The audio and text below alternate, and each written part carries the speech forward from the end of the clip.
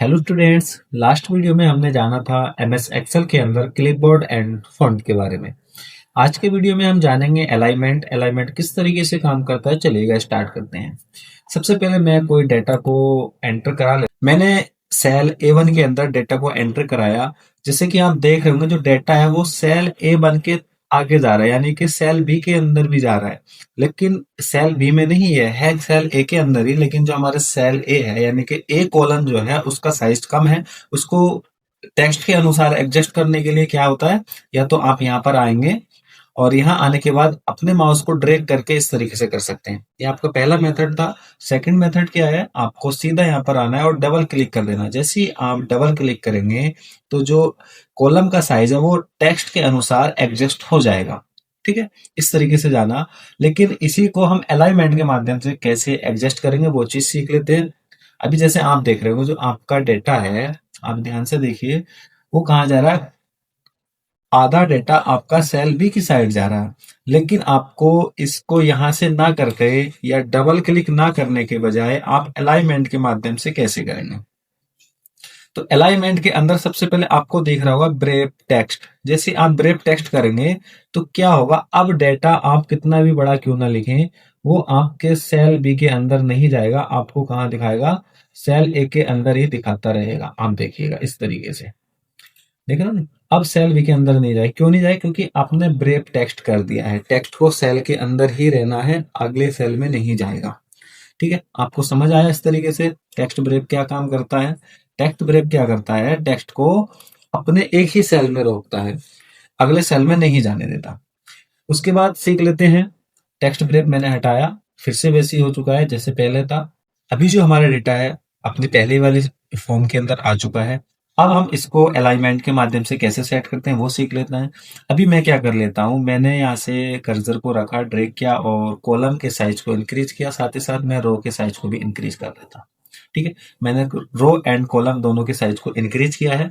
अभी आप देख रहे हैं जो आपका डेटा है वो कहाँ है, यानी कि सेल के बॉटम में है और लेफ्ट साइड में है।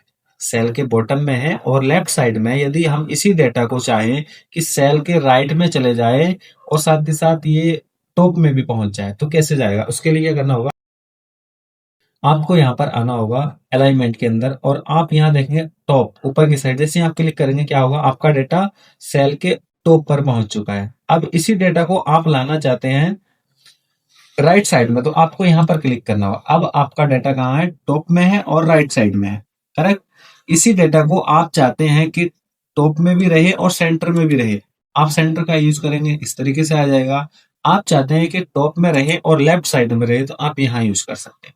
बट आप चाहते हैं कि ना टॉप रहे ना बॉटम रहे, सेल के बीचों बीच रहे, तो आप इस चीज का यूज करेंगे, इस टूल का, मिडिल अलाइन का आप जैसे यूज करेंगे तो आपका क्या डेटा जो होगा वो कहाँ आ जाएगा, सेंटर में आ जाएगा। और आप इस वाले को यूज कर लेंगे तो अब चारों साइड से जो है आपका सेल के बीचों बीच डेटा आ जाएगा। आपने जाना इस तरीके से अलाइनमेंट के बारे में। अब इसी के साथ और भी बहुत सारे ऑप्शन हैं। अब आपको ये वाला ऑप्शन दिखाई दे रहा होगा ओरिएंटेशन का। जैसे आप इस पर क्लिक करेंगे तो यहाँ से आप टेक्स्ट के रोटेट कर सकते हैं, टेक्स्ट को क्या कर सकते हैं, रोटेट कर सकते हैं। ठीक है, आपने देखा किस तरीके से मैंने टेक्स्ट को रोटेट किया। ये देखिएगा टेक्स्ट को रोटेट कर सकते हैं, यहाँ से आप और भी झुकाव कर सकते हैं, इस तरीके से लिख सकते हैं टेक्स्ट को। आप इस तरीके से भी टेक्स्ट को लिख सकते हैं। यहाँ से आपको बहुत सारे ऑप्शंस मिल जाते हैं देखने के लिए, आप जो सा चाहें वो अवेलेबल यहाँ कर सकते हैं। साथ ही साथ यहाँ पे आपको और भी बहुत सारे अलाइनमेंट मिल जाते हैं। ठीक है, यहाँ पे आप ग्रेप टेक्स्ट कर सकते हैं, शेयरिंग टू फिट कर सकते हैं, और भी बहुत सारी चीजें। यहाँ आप अपने अनुसार कितना झुकाव चाहते हैं टेक्स्ट के अंदर वो आप सारा यहाँ से एडजस्ट कर पाएंगे। देन ओके कर दीजिएगा तो आप देखेंगे आपका डेटा कुछ इस प्रकार से हो जाएगा। आपने समझा कि डेटा को किस तरीके से हम अलाइनमेंट करते हैं। अब हमारे सामने सवाल आता है कि हमने ये डेटा को अलाइनमेंट भी कर लिया, सारी चीजें कर ली, बट हम इसको नॉर्मल फॉर्म के अंदर ले जाना चाहते हैं। जो जो बाय डिफॉल्ट फॉर्मेटिंग होती है उस फॉर्मेटिंग के अनुसार करना चाहते हैं। तो जो हमने फॉर्मेटिंग की है डेटा के साथ, उस फॉर्मेटिंग को कैसे क्लियर करें, तो चलिएगा वो भी बता देता हूं आज की इसी वीडियो के अंदर। तो आपको होम टैब के अंदर ही आना होगा, सबसे लास्ट में यहां मिलेगा आपको एडिटिंग का ऑप्शन। एडिटिंग के अंदर आपको मिलेगा क्लियर का। एडिटिंग के अंदर क्या मिलेगा आपको, क्लियर। अब जैसे ही आप क्लियर पे क्लिक करेंगे तो आपको नजर आएगा यहाँ पे कई सारे option, clear all, clear formats, clear content और क्लियर कमेंट्स। यहाँ पे आप जो सा चीज को क्लियर करना चाहेंगे वो हो जाएगा। यदि आप क्लियर ऑल करेंगे तो आपके सेल के अंदर जो भी डेटा है वो सारा का सारा क्लियर हो जाएगा। और क्लियर फॉर्मेट्स करेंगे तो डेटा के साथ जो भी आपने, यानी कि डेटा नहीं कहेंगे, यहाँ पर कहेंगे सेल, सेल के साथ में जो भी आपने फॉर्मेटिंग की है वो सारी की सारी डिलीट हो जाएगी और हमारा जो सेल है वो बाय डिफॉल्ट जो हमारी सेटिंग्स होती है एक्सेल के द्वारा उसके अंदर आ जाएगा। देखिए मैं क्लियर फॉर्मेटिंग करता हूं और देख लेते हैं कि हमारा डेटा किस तरीके से हो चुका है। तो क्लियर फॉर्मेटिंग में क्या हुआ है, जो हमारा डेटा था फॉन्ट साइज 11 आ चुका है, सारी चीजें हमारे क्या है ऑटोमेटिक जो बाय डिफॉल्ट होता है उस सिचुएशन में आ चुका है। ये था क्लियर फॉर्मेटिंग। अब इसी को हम देख लेते हैं कि ऑल क्लियर क्या होता है। क्लियर ऑल पे जैसे आप क्लिक करेंगे तो देखें आपका डेटा ब्लैंक हो चुका है, आपका जो सेल था वो ब्लैंक हो चुका है, उसके अंदर कोई भी वैल्यू नहीं है। अभी आप क्या है देखेंगे, मर्ज एंड सेंटर आपके सामने एक ऑप्शन है।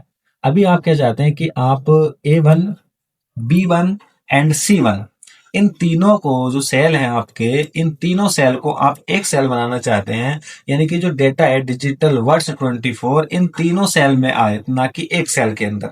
तो आप क्या करेंगे, तीनों सेल को ड्रैग करके सिलेक्ट करेंगे, देन आप मर्ज एंड सेंटर कर देंगे। तो अब आप देखेंगे कि ये जो आपका सेल हो चुका, एक सेल बन चुका। आप टैब बटन का यूज कीजिएगा, सीधा डी के अंदर जाएगा, यानी कि ABC जो हमने मर्ज एंड सेंटर किया सिलेक्ट करने के बाद पूरा एक सेल का काम कर रहा है। आशा करता हूं कि इस वीडियो के माध्यम से आप समझे होंगे कि अलाइनमेंट को आप किस तरीके से अप्लाई करते हैं, किस तरीके से फॉर्मेटिंग कर पाएंगे अलाइनमेंट के माध्यम से, वो सारी चीजें आप लोग बने रहिएगा हमारे साथ और सीखते रहिएगा कंप्यूटर से रिलेटेड तरह तरह की जानकारी।